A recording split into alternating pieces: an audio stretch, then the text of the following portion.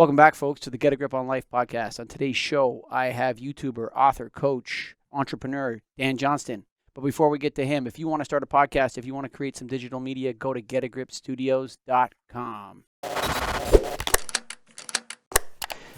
Welcome to the show, Dan. Hey, thanks for having me.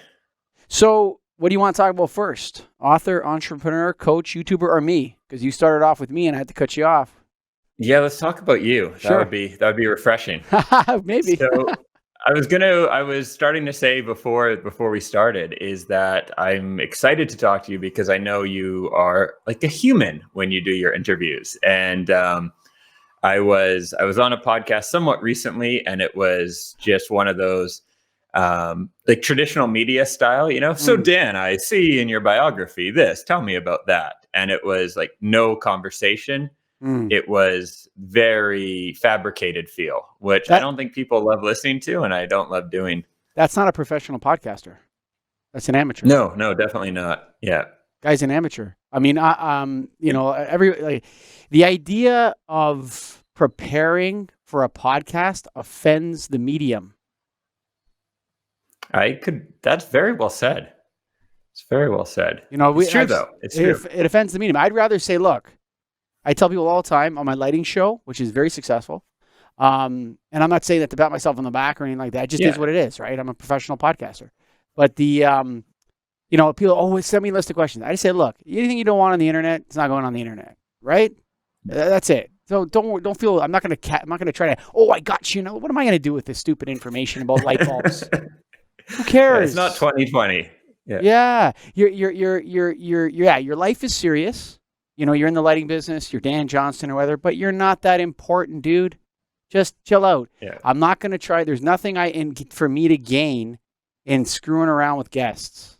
If you don't want it on the internet, you want something cut out or whatever, that's do it. But let's have a legit conversation and get to know one another and be honest and be open and be vulnerable and let the people hear us, let them be a fly on the wall of an interesting conversation. Yeah, absolutely. I think that's where you get the most interesting insights usually too, when you're actually not worried about filtering yourself or what could come up or whatever else. You're just getting into it. Like a lot of the time, I don't do any interviews on my podcast yet or anything like that, but I find the best conversations I end up having, are with other entrepreneurs over a few drinks. They're the very real, authentic stuff where we always think after, hey, this should have been recorded. This is better than the stuff we put out there that's, polished or whatever else. Yeah, we drink on the lighting show all the time. So we actually have beer sponsors sometimes. Like on the show. Awesome. The beer sponsors, Keystone Technologies. Go to KEYSTONETECH.com. Thanks for the Coronas, that kind of thing, right? So we actually do that because and then you just tell everybody, look, I'll send you the show before I put it out and you can listen to it. And if you said, hey, you know what, that lighting company X, they're a bunch of douchebags or whatever it is. It's like, no, that's not going on the internet, bro. Don't worry about that. And Scott would tell you, he probably edits every single show of the lighting show. I mean, I hate to say that to the listeners, but hey, listen, people are not going to risk their careers to be a guest on the stupid Get a Grip on Lighting podcast. You know what I mean? Serious, but not important. Serious, but not important, right? So, So tell me a little bit. Let's start with the author, man. What kind of book did you write? The first book I wrote was just a complete coincidence. It's on confidence, which sounds like the douchiest thing you could ever write about.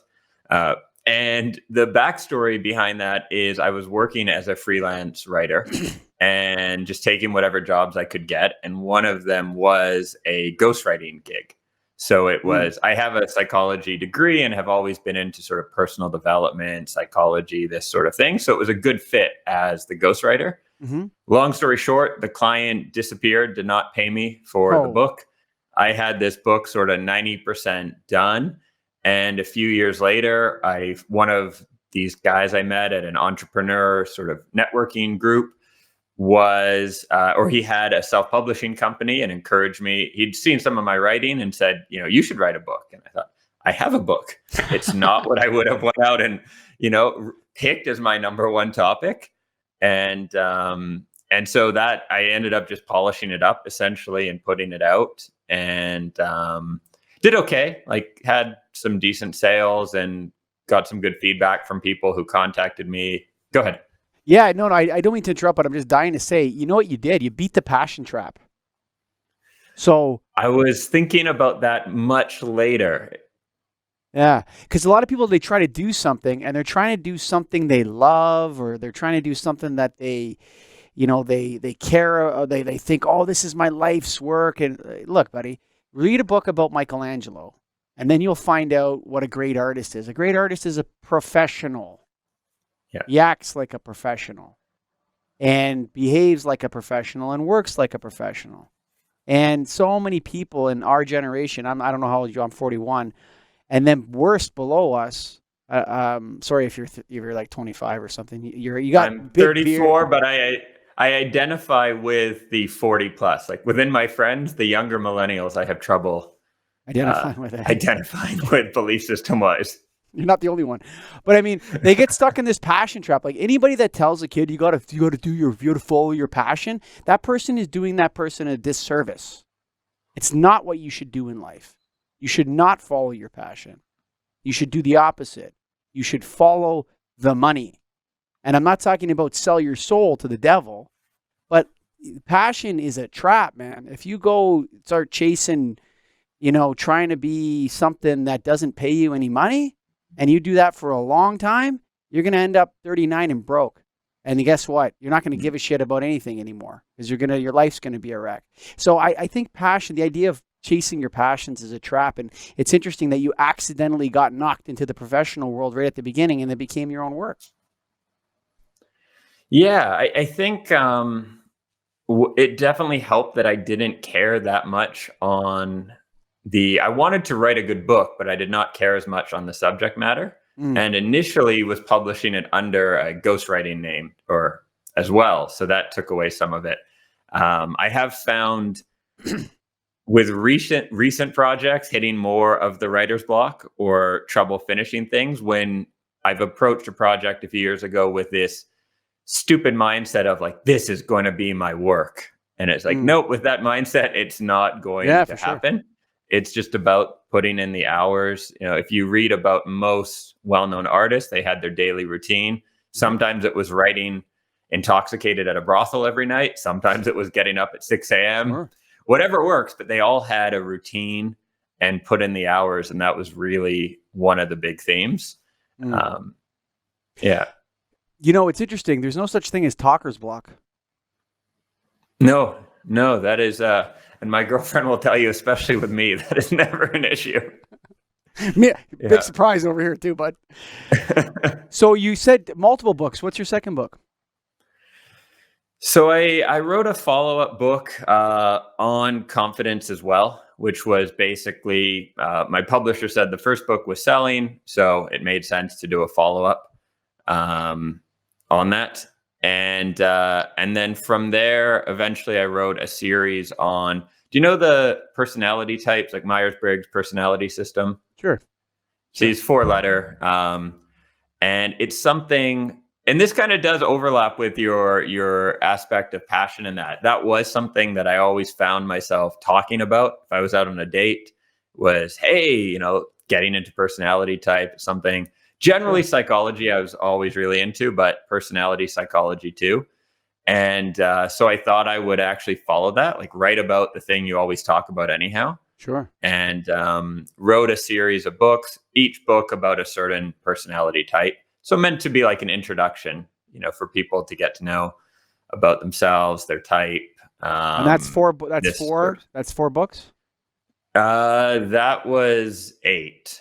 So I did 8 of the 16 types, which is easier than it sounds, because the nice thing from a professional standpoint is the way the series was set up, a good proportion of the content isn't rewritten for each book. Like, it's not meant that someone would read all 8 books. Oh, right. I see. Yes. You read the book for your own type, but there's a lot of the content is explaining about personality typing in general, or just some general advice around working in your strengths and not necessarily living for the expectations of others. Like, if you have a parent who has a completely different view on life and what's important than you, you're going to be fighting that pressure your whole life in terms of, what you should be doing, what career you might choose, etc. Yeah, it's actually, I think it's interesting that you bring that up, because I actually think humans have too much choice now. It's just a weird thing that popped in my head. I think it's like there's way too many options out there. And like a lot of times, I have 4 children, right? So I've got in trouble with my kids' friends' parents, because the kids will be talking to me, in the car or whatever I'm driving, and what do you want to be when you grow up? And they'll say something, and I'll say something like, yeah, that's a really tough job, actually. You sure you want to do that? Like, it's a lot of work to do that. And, it's not what you think it is. It's actually really tough, and it's really a stressful job, and it's not a 9 to 5. And a lot of people burn out in that kind of a gig. Police officer would be one that I would think of. It's a tough job to be a police officer, dude. You're always dealing with people at their worst, drunks and wife beaters and pulling people over for tickets. Like, I got so much respect for guys that can show up and gals that can show up every day and put on their professional hat and deal with assholes and, stuff like that, crowd control. And that's a tough gig, man. And a lot of people, I don't think a lot of people go into it with romantic ideas. There's a lot of great careers in policing, different angle. I'm not criticizing. I just think it's a lot tougher job than people think it is. Another one would be like paramedic. That's a tough gig. So my brother's a paramedic, and this is something we've been discussing. And if you look into, in Canada, the rates of PTSD and suicide among paramedics, it's probably up there with the military, but probably up there with people that or I think it might be higher than military. I haven't looked into the military, but it's ridiculously high. And people go in with views of a job. I found the same. A lot of the people I work with tend to have an idealist type personality, very optimistic, which can be a great thing, but it's also something you need to be aware of and rein in. Yep. And architects and lawyers are 2 of those professions as well, where you become an architect thinking I'll be creating these whole buildings and using my creativity, and you get to a big firm and you're doing engineering plans, paperwork. Sure.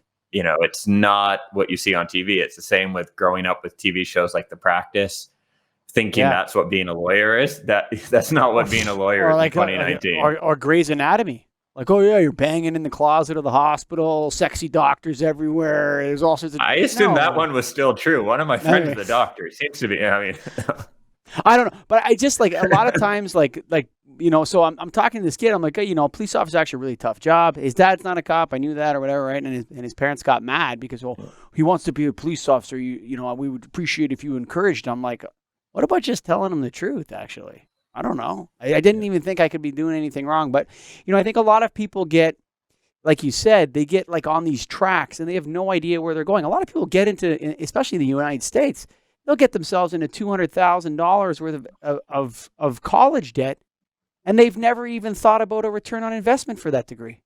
Never even once. And it turns out not to be what they wanted to do. Yeah. They became a lawyer, they're $200,000 in debt, and they're like, oh, I hate law now. Well, never mind the law, at least they can get paid. Some of the things you can't get paid. And I would say 50% even. Like some of the arts and science. I went to Queens. The arts and science department was enormous, man. And you could graduate with multiple degrees from the arts and science department where there was almost no jobs available. You had to do something else after to get a job, to actually learn something. Yeah. So, oh man, but I don't get on this road.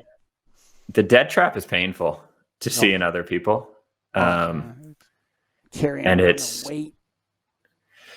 it's really tough because a lot of what I do is around helping people figuring out, what they want to do or making some kind of a life change. And when someone's $100,000-$200,000 in debt, and it's student debt you can't even renegotiate or get out of, it's like this, and they're in their, late 20s, early 30s. Like there's things you can definitely do, but it's not a fun situation to be dealing with. Versus if you're 40, you want to make a career change, but you're not in debt. You know what I think? You know what I think is going to happen? You're in Prague right now, right? So I was in France last week in Bordeaux, and I don't know. I know I read a lot about the international news. I know what the Gilets jaunes is. I know what they're doing. I know what they're up to. But for some reason, I didn't check that there was the 24th Gilets Jaunes protest in Bordeaux the weekend I was there. And the last time they did, they trashed the hotel I was at. Good timing for you. Yeah, perfect timing. I'm there with my wife too. And so there's this protest going on. So first thing I do is jump in and try to see what the heck these guys are all about, right? So I'm talking to this guy. Perfect example of what you're talking about. This guy's in his, I don't know, late 20s, early 30s. He's pissed off as shit. He's not married. He doesn't have any prospects. He doesn't have a good education. He doesn't have a good career. And you know what he wants? He wants to tear down the government and form the Sixth Republic. Mm-hmm.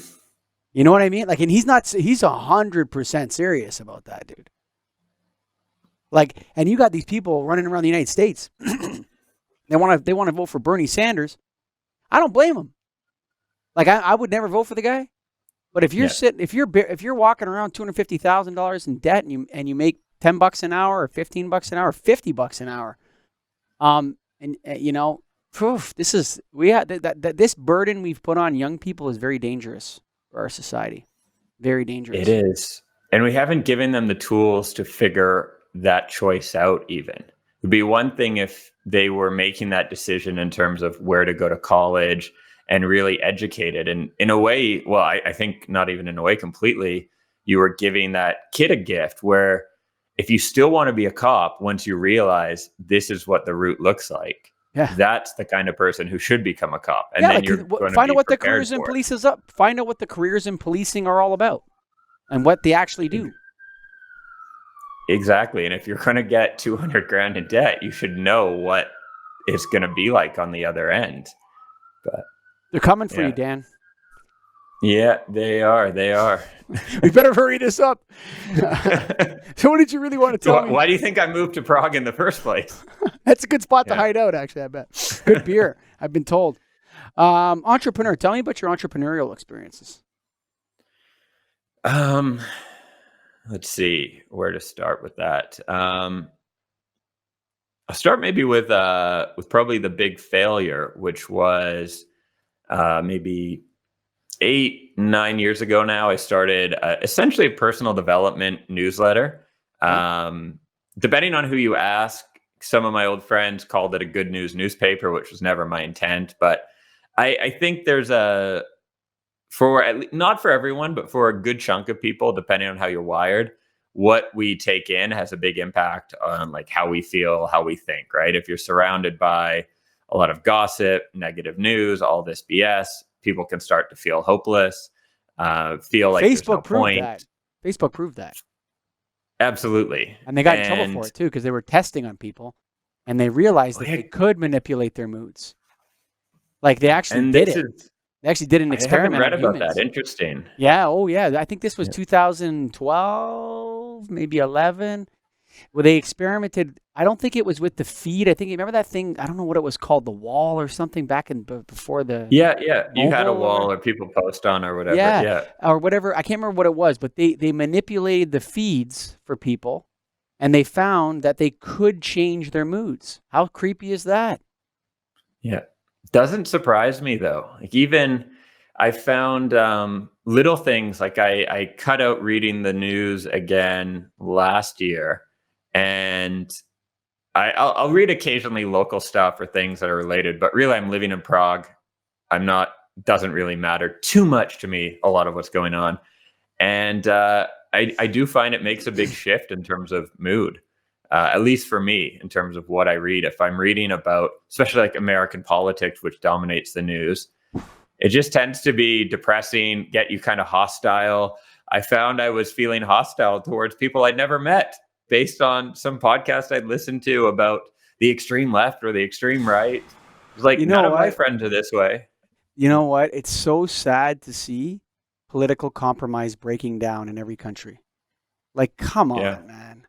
Really? You're gonna stick your flag in the ground over here, and I'm not gonna back down because I represent the people. It's so gross, man. Shut up and cut a deal, man. That's what you're there for. You're there to compromise. You're there to make a deal. You're there to do the best thing for Canada, United States, Europe, whatever the heck you are. You're not there to stick a flag in the ground and not budge.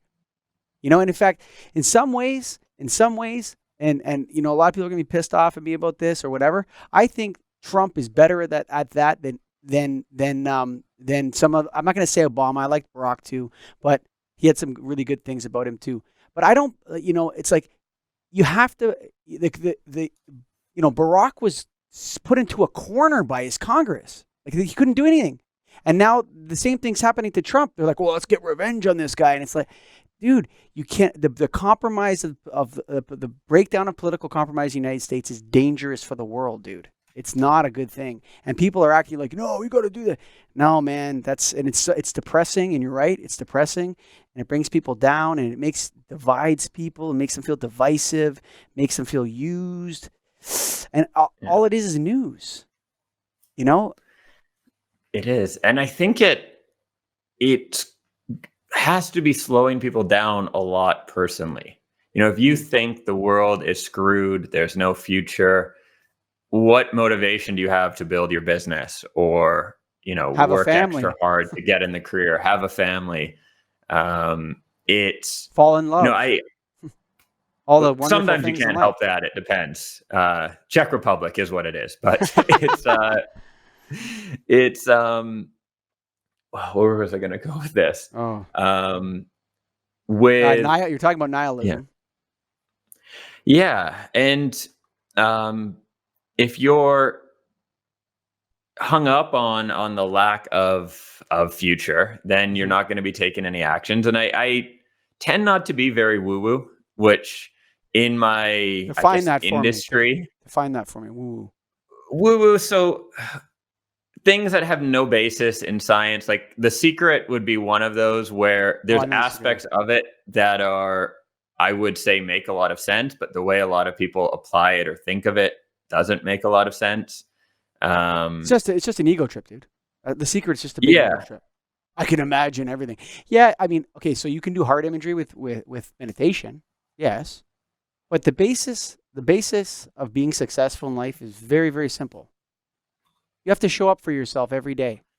There's probably only 7 to 10 things that you need to do every day, but you're not doing them. Exercise, time in nature, eating healthy food, getting enough sleep, drinking enough water, spending time with other naked apes, talking to them politely, having a meaningful relationship with somebody, spending quiet time in prayer and meditation, maybe a couple other things. If you check all those boxes every day, your life's going to start to get a lot better.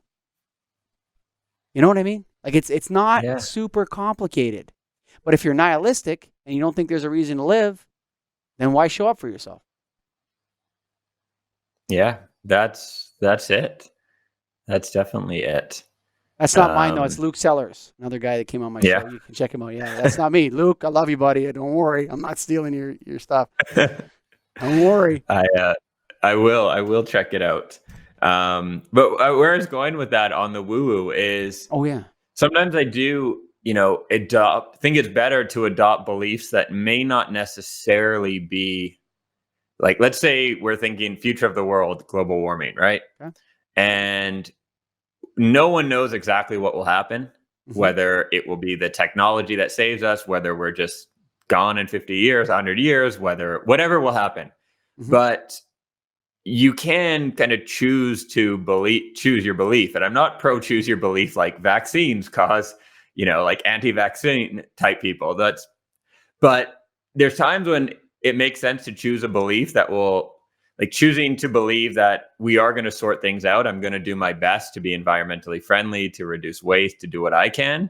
But I'm going to believe things will work out. Otherwise, I'm going to feel in such a way that I'm not going to live my best life, which may end up contributing more to environmental destruction because I'll be some pessimistic asshole with everything. Yeah, the sky's been falling since Chicken Little. And you do find that too when you look historically. Yeah. I mean, it was nuclear war in the 60s. In the 1400s, it was The Name of the Rose. You know that book, The Name of the Rose? No. The Italian author. Look that up, Scotty. Italian author, The Name of the Rose. There's a movie about it too. And, the world's coming to end. What's that? Umberto Eco. Umberto Eco, yeah, name of the rose. Yes. I mean, there's been let me tell you this. The ultimate expression of narcissistic egoism is the insistence that the world is going to end in your lifetime. Because it can't go on without me. Geez, we must be destroying this place because what happens if I die? This thing can't keep going without me. It's disgusting, dude. What the hell are you talking about? Yeah. These guys, not you. I mean, people. Oh, we got to do Yeah. I agree. Look, less pollution, of course. Hey, do you have an issue with this carbon dioxide? Look, I'm not a scientist. I'm not going to get into political arguments about this. If we have enough scientists saying, hey, we got to move in this direction, let's move in that direction. Why does it have to be a big political issue? It's not even a political issue. It's a clean up your mess issue. Clean water. I mean, you have Americans fighting over gender bathrooms and people in Flint, Michigan can't drink the water. I mean, get your priorities straight. So, I mean, the idea that, we're all going to die and we're going to burn or we're going to freeze or we're going to this, man, look, we're no different than fish. Okay? It's the only difference that we are that fish is that we know we're in water. Maybe. That's maybe the difference. Other than that, we swim in these schools and we don't even know why. And we're doing the things we're doing and we're living, we're breathing. And, yes, we have to care for our garden here that we have. And yes, we know what's going on in the world. But, people that come at me with this, like everyone's going to die stuff, it's like an anti-ego. It's like a negative form of grandiosity or something. It's like everyone's going to die. And in the 60s, it was nuclear war. And it's always something. And, it's something that's nice being in Europe here is you can remind yourself of that. Like where I'm standing now was occupied by the Nazis and then the Soviets. And it's, maybe we are in the worst time ever, whatever. But when you really look at how things have been, yeah, exactly. Like how things have been historically, and you realize the threat of world destruction then, and then people get into things like about Russia right now, like the world's going to end. They're like, we are so far from that at this stage compared to where things were for 50 years. Yeah. I mean, the idea of, I think the biggest threat to the world is not Russia and the United States getting on. I don't think it's China and the United States getting on. I just think it's the breakdown of political compromise and internal strife. That's a bigger problem. Yeah. I mean, I think in France, when you have someone say, we want to reform the republic in the Sixth Republic, they're talking about massive political, economic, and cultural change that will be extremely painful for a lot of people, maybe even murderous, because it's always been murderous in the past, right? So I don't think the issues are nation to nation. I think the issues are within nations, and that's something more to be afraid of than China and America deciding to shoot nukes at each other.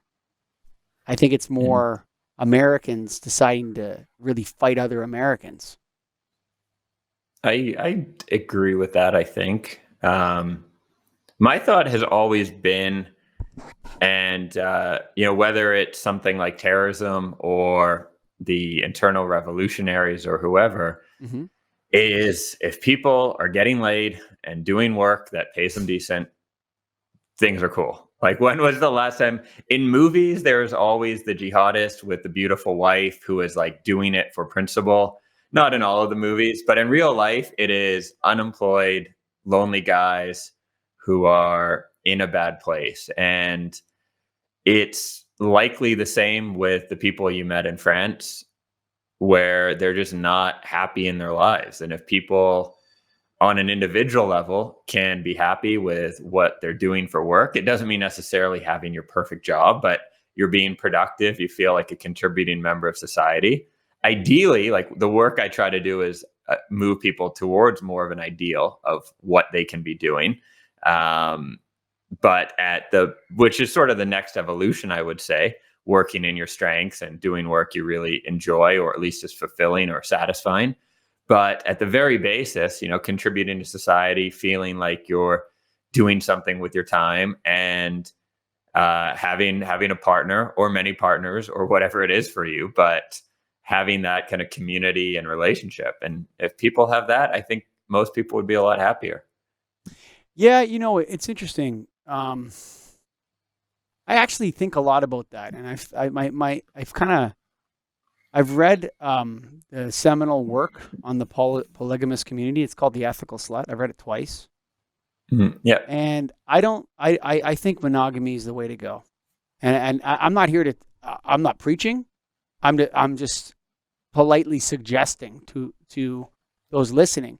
And the reason why is that there's a lot of anthropological evidence to suggest that the emotions of jealousy and the emotions related to,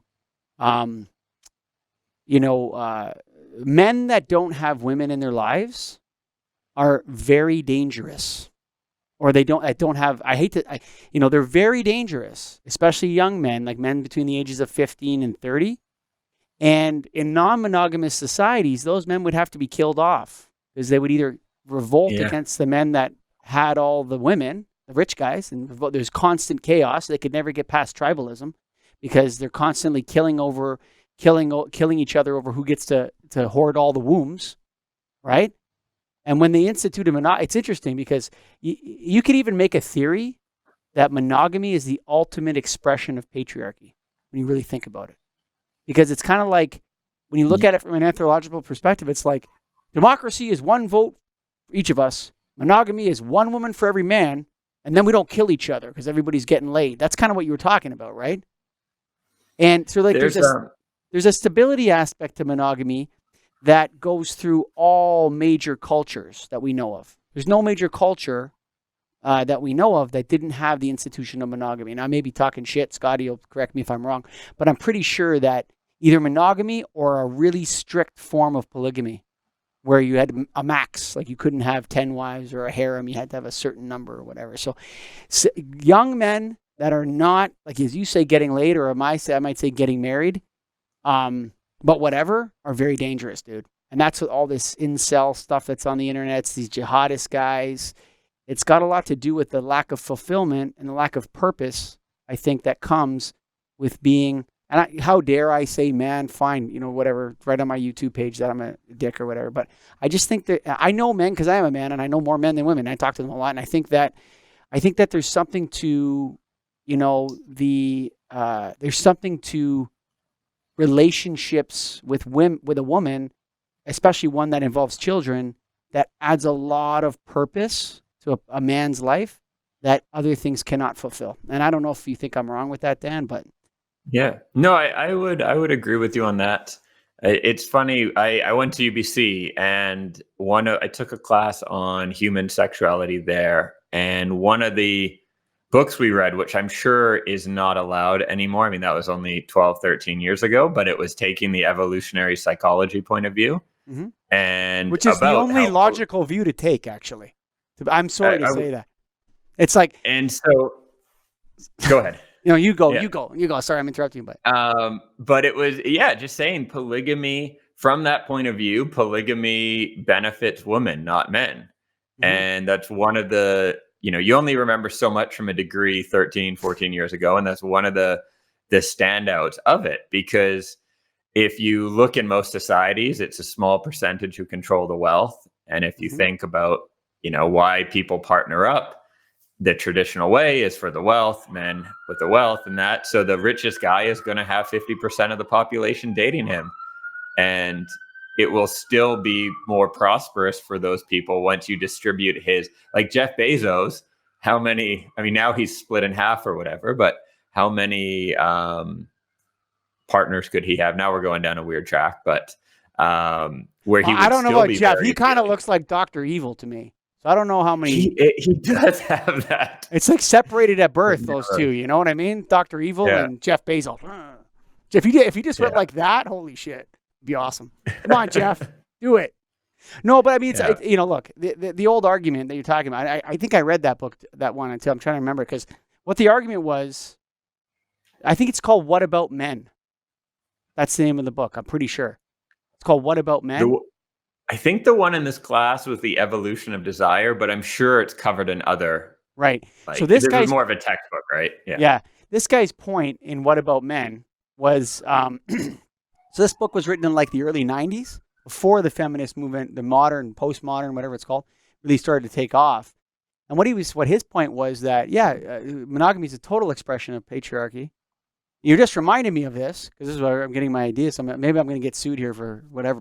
That's the whole thing, plagiarism. Like I'm sitting here talking to you. I don't know what's my idea and what isn't my idea. Do you? No. There's so many like books covered over the years.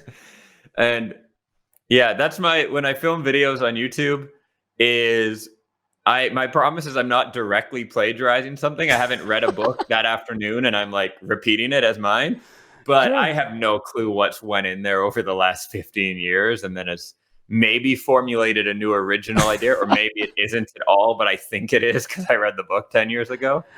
Oh, it's hilarious. So okay, so let's say you have 1,000 men and 1,000 women, right? And man number one has 30% of all the wealth in the society. Okay. So if you're woman number 500, would you rather be the seventh wife of guy number one? Or would you rather be the first wife of guy number 500, who has 0.001% of all the wealth, lives in a hut, or you can live in the castle? There's an argument there, and a lot of people seem to think that I think our culture's got it all wrong. I think that monogamy is for men, and I think it's true actually when you think about it. Polygamy, I would agree with that. Has traditionally, until very recently, with the rise of the women's rights movement, not feminism, women's rights, like equal rights and stuff like that for pay and jobs and sort of stuff. Until even now, I mean, if you take a look at the top richest women in the world, I bet you it's all divorcees, women whose husbands have died, or women that inherited the money. I hate to say that, so awful, but it's probably true. You know that? So we live in a society where, men have more of the wealth. They're going to continue to have more of the wealth because that's how they're built aggressively to do that. And that doesn't mean all women are not like that, but men. It's like saying that. It's like when you say something like, I'll throw this one at you. You know how women say like there's a pay gap between men and women, right? We got to fix that, right? Right. Well, why don't we fix the incarceration gap? That's not fair either, because there actually exists for exactly the same reason. Right? So the reason why men are more likely to be incarcerated and put in jail is the same reason, the same coin flipped over is the reason why they're more likely to be rich than women. It's exactly the same thing. And I know maybe you don't want to comment on this, but I won't comment directly on it, but I definitely think there's like, a lot of what I do is on personality type too. So there's big differences in people, like the belief, whether we're talking personality, IQ, I'm sure even height impacts not only how people perceive you, but how you perceive yourself and your whole life. Like I'm fairly tall, and I was talking to a friend of mine who's maybe 5 foot tall. I'm like 6'3", 6'4", about how actually that probably affects your whole life, like being not loving to go to big events or parties because you're just looking into chests or backs, where for me, I never feel claustrophobic somewhere because I can, see around, and how that may even change your entire life, your image of yourself, your comfort around people, your comfort around groups. So I think go ahead. I'm keep interrupting you, but that's a good point, because it's actually statistically proven that the largest form of discrimination in our society is tall on short. Yeah, there's a pay difference, right? And huge pay difference actually. Yeah. So there's I think there's definitely a cause and effect with a lot of the results people pick, the jobs people end up in, or the results people pick, the results people get, or the jobs they end up in. That at least, within sort of a bell curve is there. There's definitely societal factors that play a huge role. If I had to finish school with $100,000 in debt because I grew up in the US and I grew up in a family that didn't have the money for that college, maybe a very different life right now, right? There's those circumstances. But yeah, to think that our wiring doesn't affect how we act, who we are, like, is a ridiculous movement that is gaining more and more steam. Yeah, how is it gaining steam? Like, what is it about it that's attractive? I think a lot of so I live in a bit of a bubble, and I would say none of my close friends or my girlfriend generally lie or lie often. Like, it will speak frankly against maybe something doesn't help us, but it's like the objective truth. And do you know what I mean with that? Like, people that respect the objective truth rather than just always pushing forward their own agenda.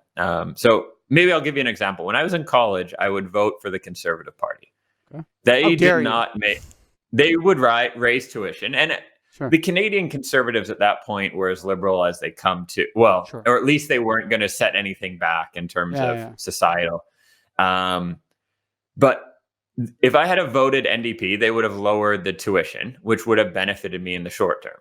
But I knew I wanted to become an entrepreneur or a business person of sorts. And I thought long term, what is important to me in terms of my values, right? I think I lean towards lower taxation and more freedom of choice in terms of paying, like donating a charity, or more libertarian, I guess, to some extent. Not.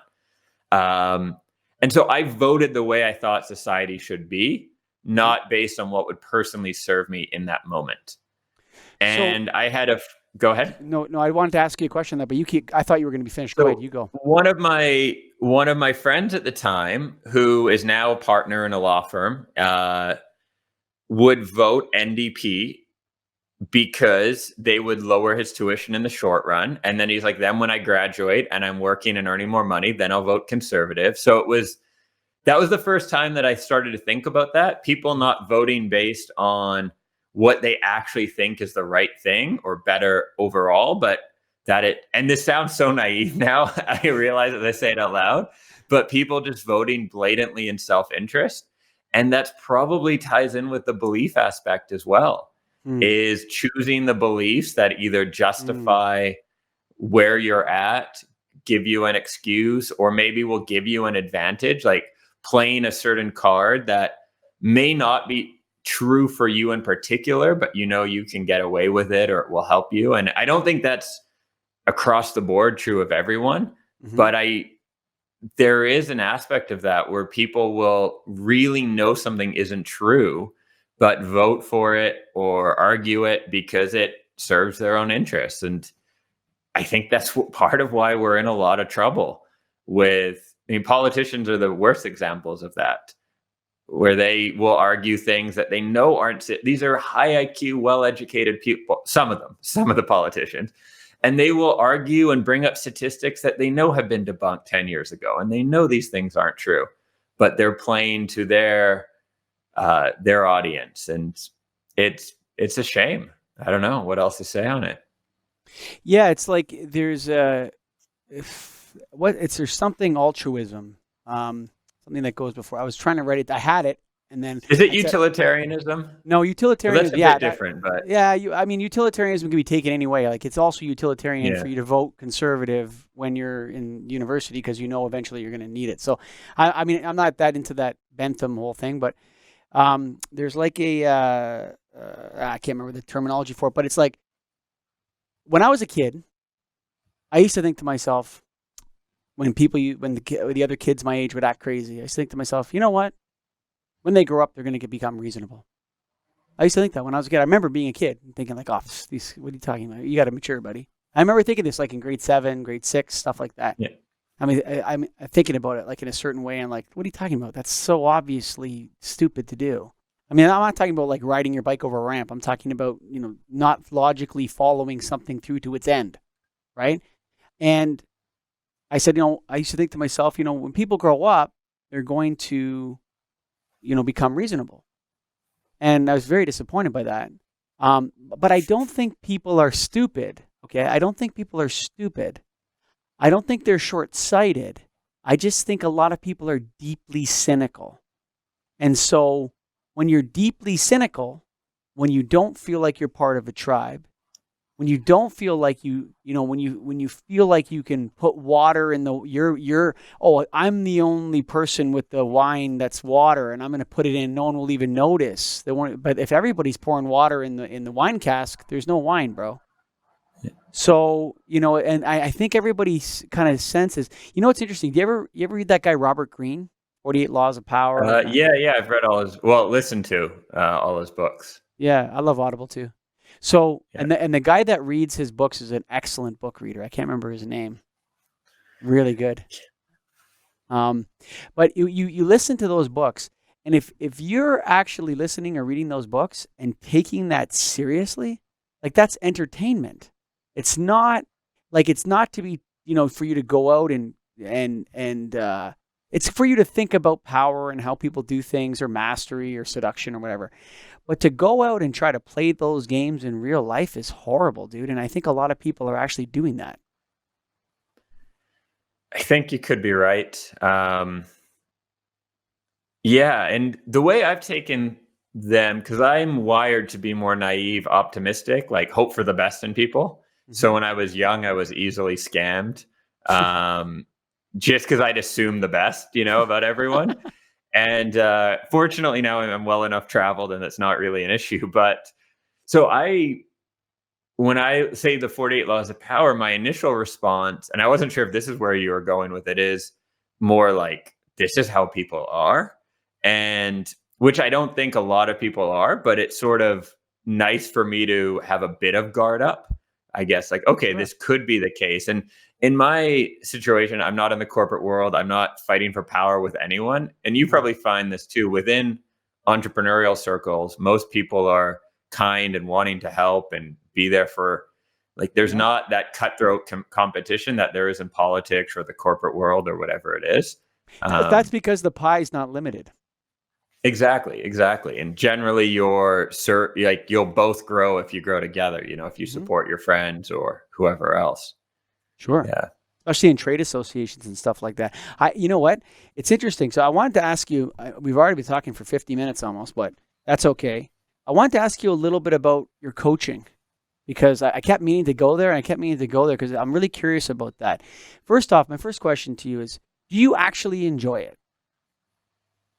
Yeah, I do. What is it about what is it about it that's fulfilling or enjoyable?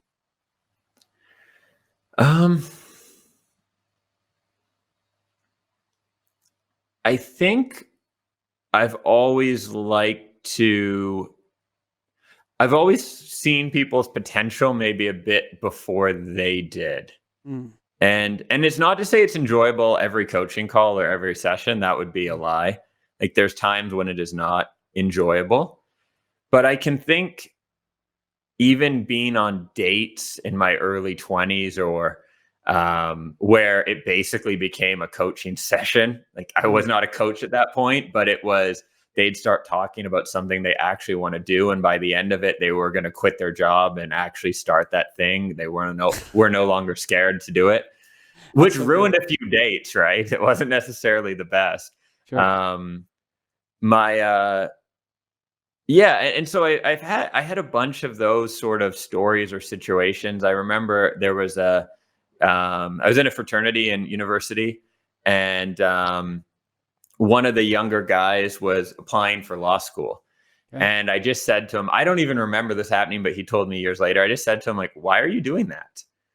And he told me, like, he could not answer it, and he did not go to law school because of that one question. He was like, I was just doing it because I was doing it. There was no reason. Sure. And so I think I've been wired for it in a lot of ways. I like, if anything, I would say that doing it professionally is slightly less enjoyable than when I'm doing it in more of a casual environment, just because I think I still put a little pressure on myself about, like, what should you be doing as a professional coach, if you will, where when I was completely just doing it as a free for all, if you will, like just with a friend or on a date, I think there was a bit of a different approach, but I've been gradually merging those. I do events now. I just had one here in Prague, and we do training during the day in a kind of training room, conference room, and then at night we'll go out to the bars, check beer and such. And I find often some of the best stuff comes out in the evening when everyone's guard is down and you're just having real conversations, and you can kind of work more freer. But so yeah, I do enjoy it. That's my long-winded answer to that. Yeah, it's interesting because I think what's happening there is it's probably like you're allowing various parts of their personalities to merge, right? So they may be, in the classroom setting, and not everyone's comfortable putting their hand up in a classroom. Not everyone's comfortable, in a group of people speaking up or whatever. But then you go out to a bar, they've listened to you all day, they've digested it, maybe they've had a bite to eat, and now they're in a dimmer lights, the atmosphere is more relaxed, they can escape quickly or whatever, and their guard's down, like you said. And then you start to have a really natural, flowy conversation about, where's your pain points or whatever it is. And they start to open up a little bit because they've just absorbed. And I think it's a great strategy, actually, Dan, to be honest with you. I really do. To add that element to it. Thank you. Yeah, that's a really, really good. I just imagining my own self, attending a workshop. I would go to a workshop when I was younger, and you're in a hotel basement. For 8 hours, and you go to your hotel room or whatever, right? It's like, oh, but like the idea of like moving from one venue to the other, and it's more of a, a softer venue. The coaching, when you're one-on-one coaching, do you work better with men or women, or is there no difference? I don't know in terms of how I work, but I work with more women than men, which I was talking to a friend yesterday about this, and he's like, that doesn't surprise me, without not necessarily any reason, but I do tend to talk about, psychology, emotions, this, and the types of topics that do lean a little more feminine. I don't work exclusively with women. It's probably like 60-40 or something like that. But yeah, I can work with both sides pretty evenly. I know there's people who do the extremes. So there's the business coaches that's very masculine, set your goal, go for your target, like the very concrete. Yeah. Sure. And then there's the very like the female entrepreneur circle where we're going to like chant and make our goals come true. Like both of these extremes exist that are like, they work for certain people. And there's dudes that like the chanting, and there's chicks that like the things or whatever, and everything in between, right? Yeah. But and I tend to be somewhere in between. Yeah. So Tony Robbins would be the ultimate of that embodiment of that one side. Would he not? To an extent, but he does get into the reason and the feeling, and he does like at his as you go deeper in his stuff, he does get a lot into sort of spirituality, meditate. Now it's a very like goal-driven spirituality, if you will. But yeah, he's definitely on the masculine goal-driven side, but I think he does appeal to both.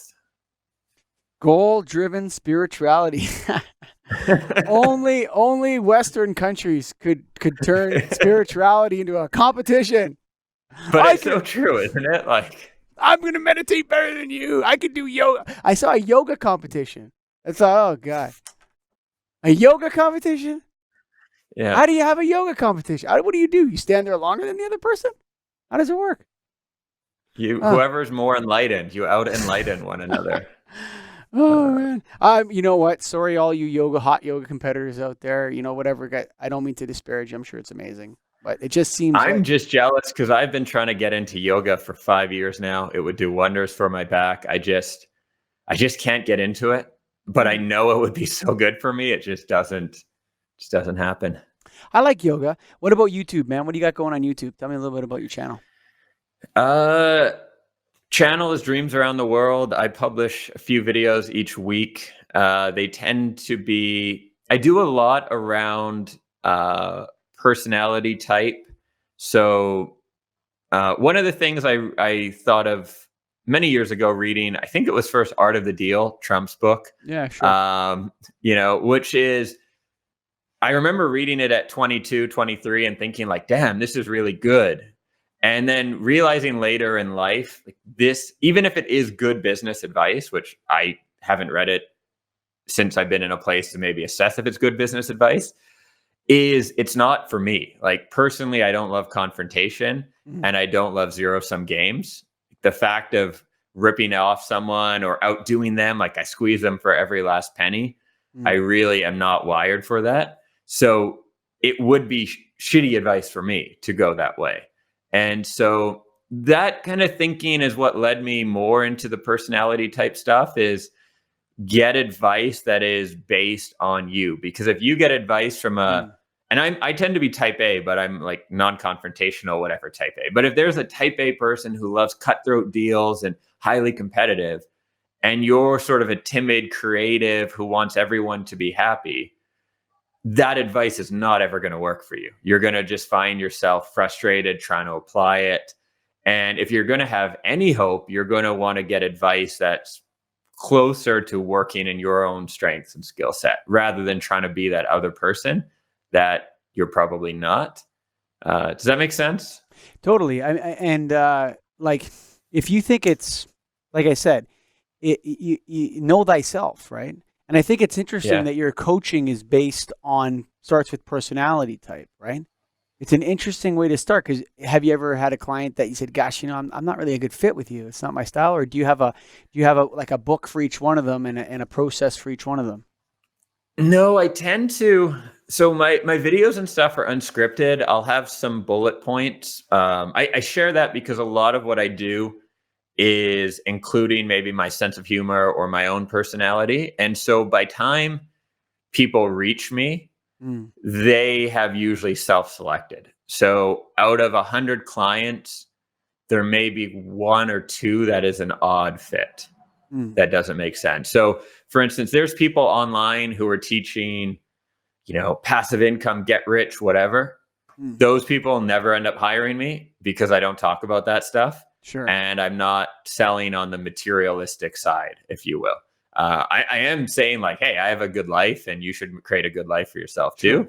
But I'm self-filtering. Same as I have sort of an email course that's a bunch of stories of my travels. And I talk about some sexy stories and some funny things, and there's some swearing. You're a So real by the wild time man. someone's went a little, I had my day. Now I'm very much in love, but and she's probably made me wilder in terms of partying and travel and anything else. But yeah, by the time someone's went through those, I think they've self-filtered. Sure. So I never met with like a branding consultant where they said, here's how you're going to filter. I basically just got more and more open about telling jokes and stories I would tell to friends, which then self-filters the people who would get offended, the people who don't have kind of the right personality that I would connect with.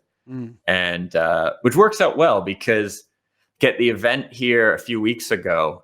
I have a few guest speakers come out who are also friends, and everyone both years have just said like, these people are awesome. Like mm, the first year they said, I expected these to be a bunch of like lost souls, and it was going to be really painful, but we came out to help you. And then in all the cases, the guests have, come out drinking with everyone. And mm. because it self filters down to cool people that you'd actually like to spend time with, which then motivates me more to want to work with them and coach them because they're actually people that I care about and want to help. Where if it was some, asshole or someone I just didn't jive with, like I couldn't Sure, communicate with, then sure. it would not be fun.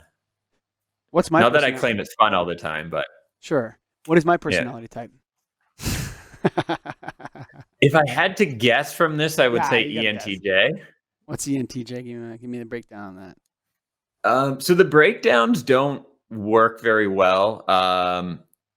In terms of quickly, like what each letter means, they don't Okay. translate too well into, but essentially that you're relatively logically driven. So in terms of like you do what needs to get done, you stay relatively organized, big picture thinker, but good at executing, kind of goal driven. I don't know what else to say about it. Something like that. What about you? I'm an ENFP, and when we are in our best, we can be quite creative, change maker, kind of likes to inspire people or be like the champion, help other people, that sort of thing. Mm-hmm. ENFPs not in their best are the person who is a vegan 1 month and then on the carnivore diet the next month, and then the sort of shiny object bounce around. Sure. That's when we're not kind of self-aware and disciplined, if you will. So yeah. Okay, so I am ENTJ as your guest.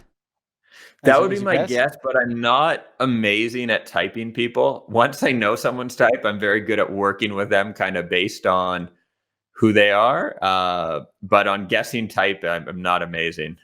That will be my guess. I'll put it out there. Yeah. I'll tell you this. Here's my own personal biggest struggle. Okay? And it's not gonna come as a surprise to anybody. Okay? I often piss people off by what I say. I just can't fucking control it. It's ridiculous. It's like I'm constantly saying stupid things to people because I have like such a low social IQ in some sense, and then the other sense it's so high. It's like one way it's like I can be a podcaster and talk to people if they get paid to do it, Yeah. and in the other sense I can't have a conversation with my neighbor without them walking away thinking I'm an asshole. It's like I'm not being ridiculous. It's not that bad. But No. I've often been in my life, I've been very socially awkward. Like I don't know how to talk to people unless I'm in my podcast studio and we're doing a podcast. Now I'm great. But if it's like at a party, hey, how's it going? Da, da, da, da, I start talking about stupid shit that nobody cares about, or I say something stupid, not that I mean, but that said the wrong way and they take it the wrong way, and I don't know. It's I don't know if it's a demon. Maybe it's a spiritual demon that needs to be exercised, or I mean, I don't know. We can you can take one of these tests on it, and I can give you something off the air or some feedback on it. You may not be ENTJ then. There's a couple types that come to mind that tend to be like high IQ and speak logic, because people who don't follow logic, it's like, why would they not agree with this? This makes sense. Which can tie in with the social awkward, because it's like, this is the right thing, so I'm going to say the right thing. And why would someone be offended by the thing that is factually accurate? Which is a perfectly logical place to come from. There's an element of like that. Here's the other thing. It's like my forthrightness, because my problem is that I don't really have a filter, so I either shut up or I talk. That's it, and it comes across as obnoxiousness. So if someone doesn't take the time to get to know me, they're probably never going to like me. Like if they don't, let's go for a couple beers and what are you talking about now?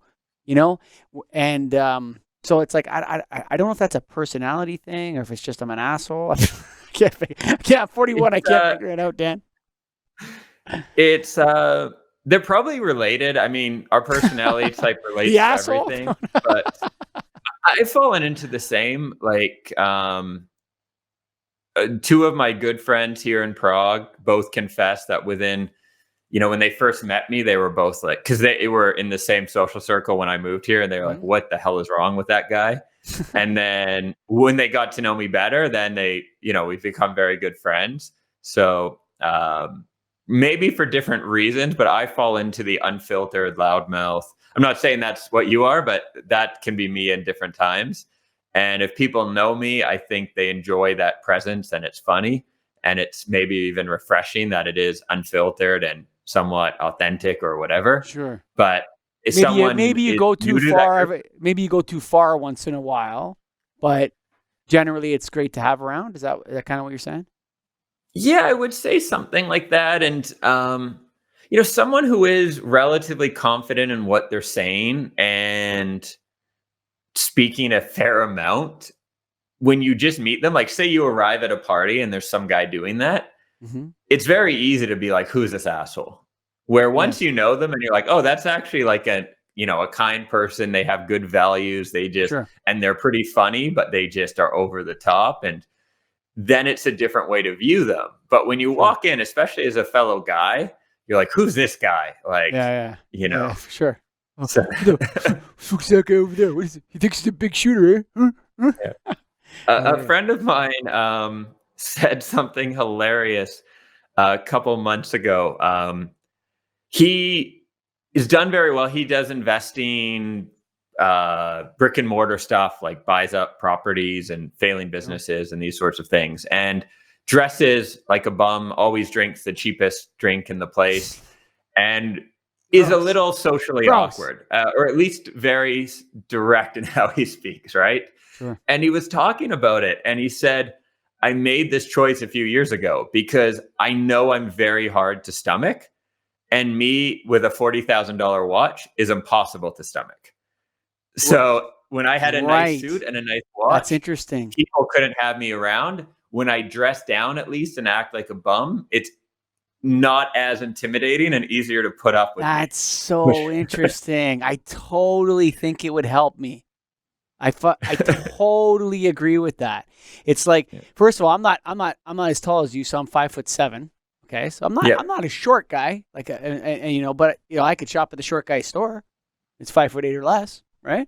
So I mean, I'm cool with that. I'm not worried about that at all. But I'll tell you this: there's like, with me, it's like I'll go to a party when I'm talking. I talk loud. I speak clearly. I say controversial things. My ideas, and I talk to people.